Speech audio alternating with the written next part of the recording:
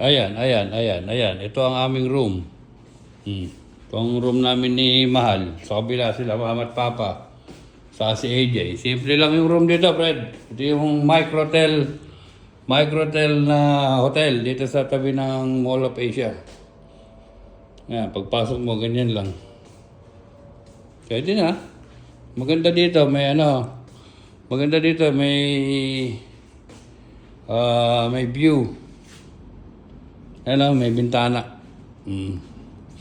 Kita-kita mo agad yung kalsada. Ayun yung kalsada. Tatawid ka doon, papunta doon sa kabilang kalsada na yan, may building na yan.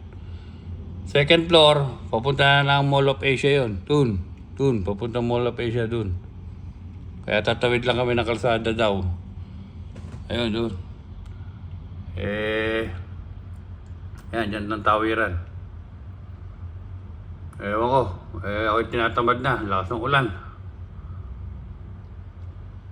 Pero parang na lang hangin na lang Wala nang ulan Wala sa hangin.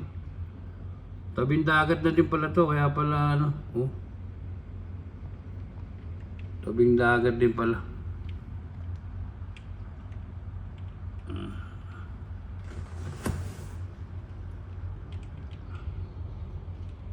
Okay, ganda yung view. Medyo lang yung hotel.